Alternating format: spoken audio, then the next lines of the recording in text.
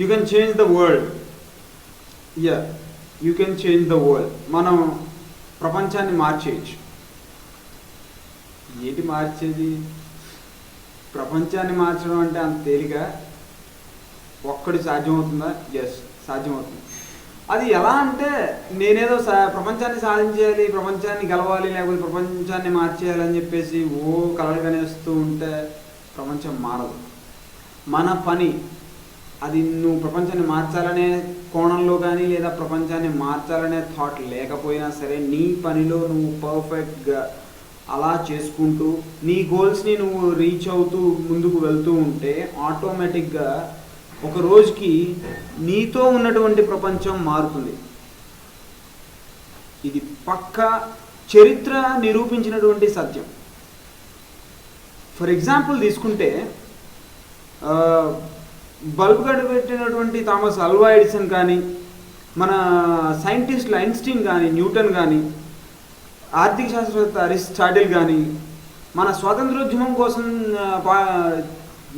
ఎన్నో కష్టాలకి వచ్చి చేసినటువంటి స్వాతంత్రకారులు కానీ, ఎవరు కూడా టెలిఫోన్ కనిపెట్టిన గ్రహం బెల్ కానీ ఎవరు కూడా ఏదో నేను ప్రపంచాన్ని మార్చేయాలి అని చెప్పి ముందుకు రాలేదు. వాళ్ళ పనిలో వాళ్ళు ఒక రకమైనటువంటి ఏకాగ్రతని, ఒక రకమైనటువంటి నిజాయితీని వాళ్ళు చూపించుకుంటూ నీట్గా step by step clarity maintain చేసుకుంటూ వాళ్ళు ముందుకు వెళ్ళారు. కాబట్టి వాళ్ళు ఈరోజు ప్రపంచంలో ఎన్నో మార్పులకి కారణమయ్యారు. ప్రపంచాన్ని మార్చడం అంటే అదేదో ఒక మట్టి కుండ ముందు తయారు చేసేటప్పుడు ఈ షేప్ కాదు ఆ షేపు అని చెప్పి మొత్తం తీసి వేరే షేప్లోకి తీసుకురావడం అలా కాదు. మనం చేసే పని వల్ల నలుగురికి ఒక సింబలైజ్ అవ్వాలి. ఓ ఫలానా వ్యక్తి ఇలా చేస్తున్నాడు అంటే నిజంరా అలా మనం చేయాలిరా అని నలుగురు అనుకోవాలి. అదే నిజంగా మనం ప్రపంచాన్ని మార్చడం అంటే నా దృష్టిలో. రైట్. ఇందాక చెప్పుకున్నట్టు ఈయన గ్రహాం బెల్ టెలిఫోన్ కనుక్కున్న తర్వాత ప్రపంచంలో టోటల్గా మన సాంకేతికంగా ఏదైతే కమ్యూనికేషన్ వ్యవస్థ ఏదైతే ఉందో అది మొత్తం మారిపోయింది. ఐన్స్టీన్ చేసినటువంటి ప్రయోగాలతో సైన్స్ టోటల్గా మారిపోయింది. బల్బ్ కనుక్కున్నటువంటి ఎడిసన్ ఆ తర్వాత ప్రపంచానికి వెలుగు వచ్చింది. ఎంత మారిందంటే మళ్ళీ దీన్ని మార్చేటువంటి ఇంకొక వ్యక్తి మళ్ళీ పుట్టడు కూడా. ఎందుకంటే ఇంకా ఎంతమంది ప్రయోగాలు చేసినా ఎన్ని కనుక్కున్నా ఆ బల్బు ఫస్ట్ కనిపెట్టింది ఆయనే కాబట్టి. అంటే ఇక్కడ మీరు ఏ ఉదాహరణ తీసుకున్నా కానీ ప్రతి మార్పుకి కారణమైనటువంటి ఒక వ్యక్తి, మొదటి వ్యక్తి ఉంటాడు. మొదటి వ్యక్తి అంటే right, we got the point. అంటే మీరు ఏ పని చేసినా, ఏ విప్లవం కావాలన్నా, ఏ ఉద్యమం కావాలన్నా, ఏ మార్పు కావాలన్నా, దేనికైనా సరే ఒక మొదటి అడుగు అనేది ఉంటుంది. ఆ మొదటి అడుగు ఎవడైతే వేస్తాడో వాడు ప్రపంచాన్ని లేదా సమాజాన్ని లేదా ఒక వ్యక్తిని లేదా ఒక విషయాన్ని మార్చాడు లేదా మార్చుతాడు అనేటువంటి ఒక ఆలోచన, ఆశ అనేది ఎదుటి వాళ్ళకి కలుగుతుంది, కలగజేస్తాడు కూడా. ఉదాహరణకి తీసుకుంటే ఒక మైక్రోసాఫ్ట్ కంపెనీ కానీ, ఎందుకంటే నేను ఇప్పుడు ఐటీలో ఉన్నాను కాబట్టి కొంచెం ఐటీ వైపు మాట్లాడతాను. ఇప్పుడు మైక్రోసాఫ్ట్ కంపెనీ కానీ, ఇన్ఫోసిస్ కంపెనీ కానీ, ఇలాంటి ఎన్నో ఎంఎన్సి కంపెనీలు ఈరోజు వాటిల్లో ఎంతోమంది జీవన భృతిని పొందుతున్నారు అంటే దానికి కారణమైనటువంటి ఆ సీఈఓనో ఫౌండరో ఎవరో ఆ కంపెనీని వ్యాపారాన్ని మొదలుపెట్టినటువంటి వాడు మొదటి అడుగు వాడు ఎప్పుడైతే వేశాడో ఆటోమేటిక్గా ప్రపంచం ఆ మార్పుకి యాక్సెప్ట్ చేయాల్సి వచ్చింది. దీనికి బెస్ట్ ఎగ్జాంపుల్ ఏంటంటే ఫేస్బుక్. అసలు సోషల్ నెట్వర్కింగ్ అనేటువంటి ఒక కాన్సెప్ట్లో కొత్తదనాన్ని తీసుకొస్తూ వాడు చేస్తున్నటువంటి వేస్తున్నటువంటి స్టెప్స్ ఏవైతే ఉన్నాయో అది ప్రపంచంలో ప్రతి ఒక్క మల్టీనేషనల్ కంపెనీ, ప్రతి ఒక్క ఐటీ కంపెనీ కూడా స్వాగతిస్తోంది ఈరోజు. కంపెనీలు కాదు, ప్రపంచమే స్వాగతం పలుకుతోంది మన జూకర్కి. చాలామందికి జూకర్ ఎవరో తెలియకపోతే చెప్తాను. మన ఫేస్బుక్ యజమాని ఎవరంటే జూకర్. ఆయన ఇది కనిపెట్టింది. ఆయన ఆశయం ఏంటి? ఒక ఫలానా ఒక యూనివర్సిటీలో ఉన్నటువంటి అక్కడ ఉన్నటువంటి స్టూడెంట్స్ అందరినీ ఒక దగ్గరికి తీసుకురావడం, దానికోసం తయారు చేసినటువంటి ఒక ప్రాజెక్టే ఫేస్బుక్. ఆ ఫేస్బుక్ తర్వాత ప్రాచుర్యం పొంది ఈరోజు ప్రపంచంలో ఫేస్బుక్ లేకపోతే ప్రపంచమే లేదు అన్నంతగా మారిపోయింది. మరి ఎందుకు అంత మారింది? ఎందుకు ప్రపంచంలో ప్రతి మూలన ఉన్నటువంటి ప్రజలు అటువంటి మార్పుని స్వాగతిస్తున్నారు? మిగతావి ఎందుకు అంతగా మార్పుని పొందట్లేదు, లేకపోతే అంత అంటే ప్రాచుర్యాన్ని లేదా ఆదరణ పొందట్లేదు? ఎందుకు అంటే ప్రపంచంలో ఏ మనిషికైనా వినూత్నము, కొత్తదనము కావాలి. కామన్గా ఇప్పుడు మనం రోజు వేసుకునే బట్టలు కాకుండా పుట్టినరోజుకో పండగలకో కొత్త బట్టలు కొనుక్కుంటాం. ఏమిటి?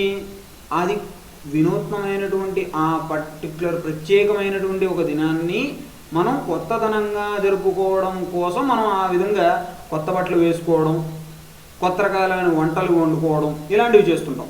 అలాగే మానసిక విశ్లేషణ ప్రకారం ప్రపంచంలో ఉన్నటువంటి ఏ జీవి అయినా కొత్తదనాన్ని కోరుకుంటుందని చెప్పేసి మన పెద్దలు చెప్పారు ఆల్రెడీ. ఆ థియరీని అప్లై చేసుకుంటూ, అంటే అఫ్కోర్స్ ఇవన్నీ చదువుకొని నిజంగా సైకాలజీ ఇలా ఉంటుందా, సో ఇలా చేసుకుందాం, అలా సో సైకాలజీకి తగ్గట్టుగా చేస్తాం కాబట్టి మనం మార్చేయచ్చు, ఇలా ఎవరు అనుకోరు. జస్ట్ మీకు ఎగ్జాంపుల్గా చెప్పా. అయితే ఎవడు చేసే పనులు వాడు పర్ఫెక్ట్గా ఉంటే ఆటోమేటిక్గా మీరు అనుకున్నది సాధిస్తారు, అలాగే ప్రపంచాన్ని మార్చగలుగుతారు. అండ్ మదర్ తెరిసా ఆవిడ నేనేదో సేవ చేసేసి టోటల్గా నా వెనకాల ఒక లక్షల మంది ఫాలోవర్స్ని తీసుకొచ్చేసి నేను ప్రపంచాన్ని మార్చేయాలని చెప్పేసి ఆవిడ అనుకోలే. మదర్ తెరిసా నేను సేవ చేయాలి అనుకుంది, సేవ చేసింది. ఈరోజు ప్రపంచమే మారిపోయి ఆవిడ అడుగుజాడల్లో నడిచేటంతగా ప్రభావం తీసుకొచ్చింది. ఆవిడ ఇప్పటికీ లేకపోయినా సరే ఎన్నో వేల మంది, లక్షల మంది, కోట్ల మంది గుండెల్లో ఇప్పటికీ అలాగే ఉంది. మదర్ తెరిసా ఫౌండేషన్స్ ఎన్నో స్థాపించబడ్డాయి. నిజం.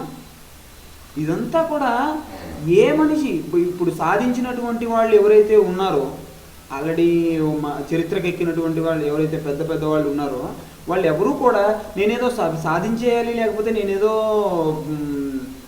ప్రపంచాన్ని మార్చేయాలనుకుంటూ చేసిన వాళ్ళు కాదు. అయితే ఇప్పుడు ప్రాబ్లం అదే వస్తుంది. ఇప్పుడు ఉన్నటువంటి యువత కానీ, ఇప్పుడు ఉన్నటువంటి వాళ్ళు ఎవరైతే ఉన్నారో, నేనేదో మార్చేయాలి, నేనేదో చేసేయాలి. ఇది అఫ్కోర్స్ డ్రీమ్ ఉండడం మంచిదే. ఖచ్చితంగా మనకంటూ ఒక కళ ఉండాలి, ఒక లక్ష్యం ఉండాలి, దానికోసం పరితపించాలి, దానికోసం కష్టపడాలి. కానీ అదేదో మనం ఒక పరోపకారార్థంగా చేస్తున్నట్టుగా ఫీల్ అవ్వడం, లేకపోతేనేమో కొంతమంది నేను చేస్తున్న దాని మీద మాత్రమే ఈ లోకం ఆధారపడేలా ఉండాలి, లేకపోతే నేను మాత్రమే నేను లీడర్ని అనిపించుకోవాలి, నాకు లీడర్షిప్ క్వాలిటీస్ ఉన్నాయని పక్కన వాళ్ళకి తెలియాలి. ఈ మధ్య బాగా ఎక్కువైపోయింది ఇలాంటివన్నీ ఆలోచనలు. వాళ్ళు చెప్పకపోయినా ఆటోమేటిక్ వాళ్ళ ఆచరణలో, వాళ్ళ ముఖంలో కనిపిస్తుంటాయి. అవి కాదు యాక్చువల్గా మనకు కావాల్సింది ఏమిటి అంటే, నువ్వు చేసే పని మీద నీకు నిబద్ధత ఉండాలి, ఏకాగ్రత ఉండాలి, సమయ పాలన ఉండాలి. వీటిని నీట్గా మెయింటైన్ చేస్తూ వెళ్తే ఖచ్చితంగా పని అవుతుంది. పని అవ్వడమే కాదు, ప్రపంచం నిన్ను చూసి హర్షిస్తుంది, నిన్ను ఫాలో అవుతుంది. ఇంకా ముఖ్యమైన పాయింట్ ఏంటంటే, మనం ఏదైనా పని చేసేటప్పుడు యాక్చువల్గా మనకి పిచ్చి ఉండాలి. ఇది ఎవరు యాక్సెప్ట్ చేయరు, కానీ అదే నిజం. మనకి పిచ్చి అంటే మెంటల్ హాస్పిటల్లో తీసుకెళ్ళి పెట్టే ఆ పిచ్చి కాదండి. మనకి ఇష్టమైన పని ఏదైతే ఉంటుందో దాని మీద మనకి పిచ్చి ఉంటుంది. కొంతమందికి సినిమా పిచ్చి ఉంటుంది, కొంతమందికి పాటల పిచ్చి ఉంటుంది, కొంతమందికి అమ్మాయిల పిచ్చి ఉంటుంది. కోర్స్ అలాంటివి కాదు. కాకపోతే ఈ సినిమా పిచ్చి, లేకపోతే పాటల పిచ్చి, లేకపోతే సాఫ్ట్వేర్ కానీ, అంటే మనకి ఏదైతే మనం జీవన భృతిగా మనం పొందగోరుతున్నామో అది కానీ, ఒక వృత్తిగా కానీ, ఒక ప్రవృత్తిగా కానీ ఏదైతే పెట్టుకుంటామో వాటిని మనం పిచ్చిగా ఇష్టపడాలి. ఎంత పిచ్చి అంటే ఇంకా అదే మన ఊపిరి, అదే మన ప్రాణం అనేంతగా మనం ఇష్టపడినప్పుడు దానికోసం ఏదైనా చేస్తాం, ఎలాగైనా దాన్ని సాధించడానికి ప్రయత్నం చేస్తాం. సో అప్పుడు ఖచ్చితంగా మీరు అనుకున్న పని నెరవేరుతుంది, మీరు చేసిన పని సార్థకం అవుతుంది, విజయవంతం అవుతుంది. అలాగే మీ వెనకాల ప్రపంచంలో ఎక్కడైనా చూసుకోండి, చరిత్రలో ఒక మనిషి విజయం సాధించాడు అంటే ఆ మనిషిని చూసి కానీ, విని కానీ, ఆ మనిషి గురించి తెలుసుకొని కానీ, ఆ మనిషి పక్కన ఉన్న వాళ్ళు కానీ ఖచ్చితంగా ఆ పనిని విజయవంతం అయిన తర్వాత అతన్ని ఫాలో చేయడం మొదలు పెడతారు. ఎందుకంటే అతను విజయవంతం అయ్యాడు కదా, మనం ఎందుకు కాలేమని. ఇది నిజం. ఇప్పటి వరకు చెప్పుకున్నది అసలు మనం ఈ చరిత్రలో ఒక ప్రపంచాన్ని మార్చినటువంటి వాళ్ళు ఎందుకు చేశారు, ఎలా చేశారు. ఇప్పుడు కొన్ని పాయింట్స్ చెప్పుకుందాం. ఏమిటంటే, ఇప్పుడున్నటువంటి సమాజంలో మనకు కావాల్సినటువంటి మార్పులు చాలా ఉన్నాయి. ఫర్ ఎగ్జాంపుల్ మన భారతదేశాన్ని తీసుకుంటే సంస్కృతి సాంప్రదాయాలు, తర్వాత స్త్రీ రక్షణ, ఇది చాలా చాలా చాలా చాలా ఇంపార్టెంట్ థింగ్ అని చెప్పేసి ఈరోజు ఎన్నో మహిళా సంఘాలే కాదు, మన ఫేస్బుక్ సంఘాలు కూడా మొత్తుకుంటున్నాయి. మరి ఈ స్త్రీ రక్షణ, లేకపోతే స్త్రీకి రక్షణ కల్పించడం, వీటి గురించి ఎక్కువగా నేను మాట్లాడను. కాకపోతే కొన్ని పాయింట్స్ రేస్ చేయాలనుకుంటున్నాను. ఎందుకంటే ఎక్కడా కూడా ఒక చెయ్యి ఇలా ఊపితే ఎక్కడ సౌండ్ రాదండి, 2 చేతులు కలవాలి, రైట్? దీనికి అంటే 2 చేతులు అంటే ఇక్కడ స్త్రీని మళ్ళీ మీరు దూషిస్తున్నారా, లేకపోతే స్త్రీని కమెంట్ చేస్తున్నారా అని చెప్పే క్వశ్చన్లు మళ్ళీ రేజ్ అవుతూ ఉంటాయి. అలా కాదు. ఇక్కడ 2 ఫ్యాక్టర్స్ ఏంటంటే, ఒకటి మేల్ డామినేషన్ అనేది ఆబ్వియస్గా చాలా సంవత్సరాల నుంచి ఉంటూ వస్తుంది. అది కాకుండా ఈ మధ్య ఉన్న మెయిన్ ప్రాబ్లం ఏంటంటే, మన భారతీయ వస్త్ర సాంప్రదాయాల్ని గౌరవించడం అనేది చాలా వరకు మానేశారు. నేను ఇది చాలా చోట్ల చెప్పాను, చాలా సభల్లో నేను చెప్పడం జరిగింది. మళ్ళీ ఈరోజు టాపిక్ వచ్చింది కాబట్టి చెప్తున్నాను. వీలైతే ప్రపంచాన్ని మార్చాలి అనుకుంటే, ప్రపంచంలో ఒక స్త్రీకి మనం గౌరవం ఇవ్వాలి అనుకుంటున్నప్పుడు, స్త్రీ జాతిని మనం పునరుద్ధరించడానికి మనం చేయాల్సినటువంటి పనులని మనం నిర్వర్తించాలి అనుకుంటే కనుక, ఆ విధంగా ప్రపంచంలో మార్పు తీసుకురావాలనుకుంటే, సమాజంలో మార్పు తీసుకురావాలనుకుంటే కనుక, ఈరోజు నుంచి మనం మన వస్త్రధారణ కానీ, మన సంస్కృతి సాంప్రదాయాలు కానీ, పెద్దవాళ్ళు ఊరికే పెట్టలేదండి, చాదస్తాలు అనుకుంటూ వదిలేస్తారు. కానీ బయట కప్పుకున్న అమ్మాయిని చూస్తే ఏ రోజు ఎవడూ కూడా కామెంట్ చేయడండి. అమ్మాయిని చూస్తే లక్ష్మీదేవిలో ఉంది, అమ్మవారిలాగా చక్కగా అని చెప్పేసి దండం పెడతాడు. జీన్స్ ప్యాంట్ వేసుకున్న అమ్మాయిని, టీషర్ట్ వేసుకున్న అమ్మాయిని అబ్బా కత్తిలో ఉందంటారు. ఇది మాత్రం పక్క. ఎన్ని సినిమాల్లో చూడట్లేదు. సినిమాలు ఎందుకండి, బయటికి వెళ్తే అదే కనిపిస్తుంది. హైటెక్ సిటీ దగ్గరే పబ్బులు, కల్చరు, ఇవన్నీ చూస్తూ కూడా ఇవన్నీ జరుగుతున్నా కానీ చాలా వరకు మళ్ళీ ఇలా అంటారా, ఆధునికతని మీరు అడ్డుకుంటున్నారా అనే క్వశ్చన్స్ వేస్తున్నారు ఈ మధ్య ఆడవాళ్ళు. ఆధునికతని అడ్డుకోవడం కాదండి, లిమిట్స్లో ఉండమని చెప్తున్నాం అంతే. సో ఎనీవే, మన వస్త్రధారణ ఒకటే కాదు, ఎన్నో ఉన్నాయి చాలా వరకు. ప్రపంచంలో మార్పులు తీసుకురావాల్సినవి. మగవాళ్ళు ముఖ్యంగా ఆ మద్యపానము ధూమపానం అనేవి చాలా వరకు మానేయాలండి. అదేదో ఆబ్వియస్లీ చాలామంది అబ్బా తాగిన వాళ్ళు బతకట్లేదా అనే క్వశ్చన్స్ చాలా వరకు రావచ్చు. కాకపోతే అందరి ఆరోగ్య పరిస్థితులు ఒకలా ఉండవు. వాళ్ళు బతికున్నారు కదా అని చెప్పేసి నేను తాగేస్తానంటే నేను చచ్చిపోవచ్చు. అలా కాదు కదా. మనం చేసుకున్న అలవాట్లు, మనం తీసుకొస్తున్నటువంటి పద్ధతుల వల్ల మనమే కాదు, మన కుటుంబ సభ్యులు, మన స్నేహితులు, మన చుట్టూ ఉన్నటువంటి సమాజం బాధపడాల్సిన పరిస్థితులు ఏర్పడతాయి. కాబట్టి మనం ప్రపంచంలో మార్పులు తీసుకురావడానికి నడుంగొట్టి ఉద్యమాలు చేయాల్సిన అవసరం లేదు.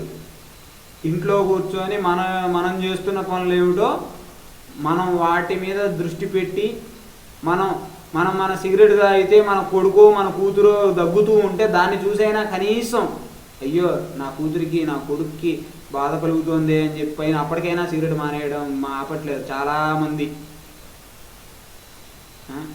అలాంటి మార్పు కావాలి సమాజంలో. తాగి ఇంటికి వస్తే భార్య ఎంత బాధపడుతుందో కూడా తెలుసుకోలేనటువంటి భర్తల ప్రేమలు ఎంత గొప్ప నేను ఆలోచిస్తుంటే ఎంతో బాగా ఆనందపడాలో బాధపడాలో కూడా తెలియనటువంటి ఒక నవ్వు వస్తుంది నాకు. అందుకే ప్రతి ఒక్కడు ప్రపంచాన్ని మార్చేద్దామని ముందుకు వస్తున్నటువంటి వాడే ఈరోజు.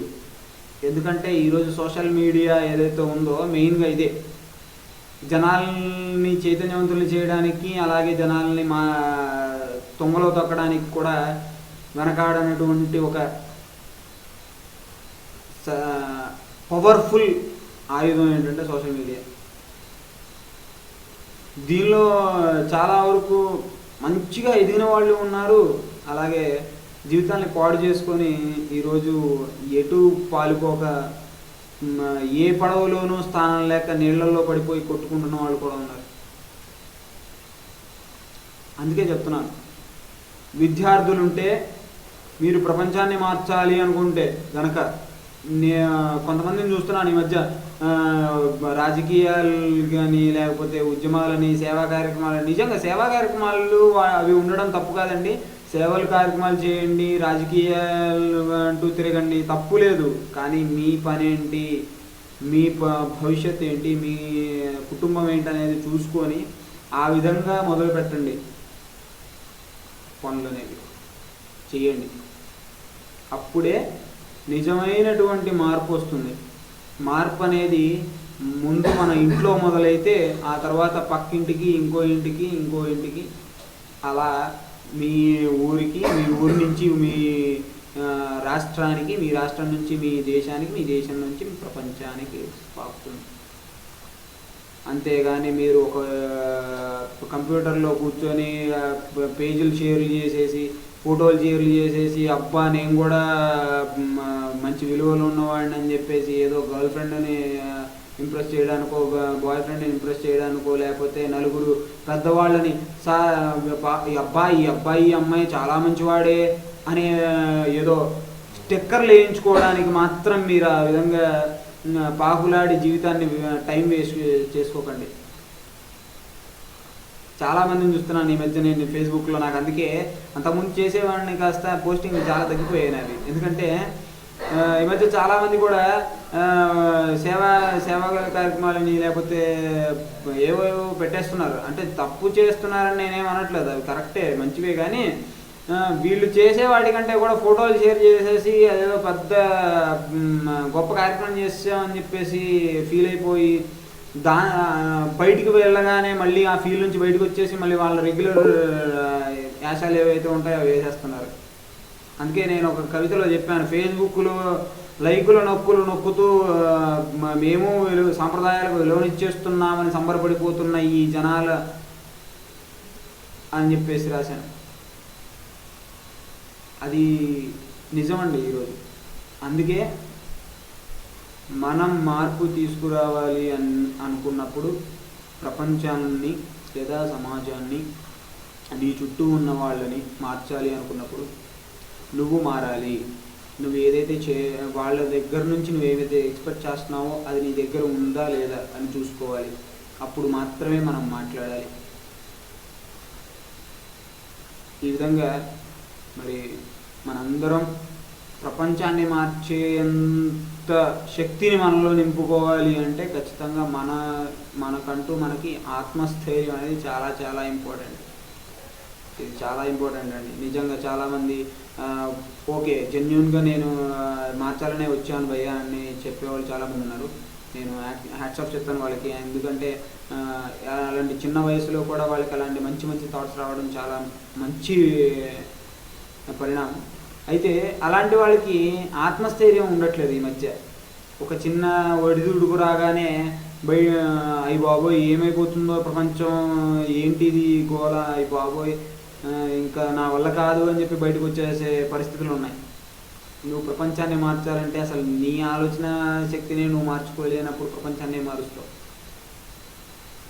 నీ ఆత్మస్థైర్యం ఉండాలి, గుండె ధైర్యం కావాలి. పరిస్థితులు ఎలాంటి వచ్చినా ఒడిదుడుకులు తట్టుకొని నిలబడగలిగేటటువంటి ఒక ధైర్యం నీలో ఉండాలి. అప్పుడు ఉన్నప్పుడే, సహనం అనేది నీలో ఉన్నప్పుడే నువ్వు ఏదైనా సాధించగలవు. ఆ సాధించేది ప్రపంచ మార్పుకి ఒక కారణం కాగలదు. కాబట్టి ఫైనల్గా నేను చెప్పేది ఏంటంటే, మనం ప్రపంచాన్ని మార్చాలి అని అనుకోవాలి. ఎప్పుడంటే మనం ఏదైనా ఒక పనిని చేయాలి అని ఒక గోల్ పెట్టుకొని ఆ గోల్ కోసం ఏకాగ్రతగా మనం పనిచేస్తూ అదే మన ప్రాణంగా భావిస్తూ దానివల్ల పక్కన వాళ్ళకి ఎలాంటి ఇబ్బంది కలగదు అని మనం నిర్ధారణ చేసుకున్నప్పుడు దాని మీదే మన ఆలోచన కానీ మన ఆచరణ కానీ దాని మీద పెట్టి చేసుకుంటూ వెళ్ళి దాన్ని ఫుల్ఫిల్ చేసినప్పుడు అప్పుడు మీకు గుర్తింపు వస్తుంది. అలాగే మీ గుర్తింపుతో పాటు పక్కన వాళ్ళకి ఇన్స్పిరేషన్ దొరుకుతుంది. ఇన్స్పిరేషన్ దొరికి అక్కడి నుంచి మార్పు అనేది మొదలవుతుంది. తిండి కలిగితే కండగలదోయ్, కండగలవాడేను మనిషి అని చెప్పారు. కండ అంటే ఇక్కడ ఏదో బాడీ మజిల్స్ కాదండి, ధైర్యం కావాలి. నరాల్లో మనకి ధైర్యాన్ని నింపుకోవాలి.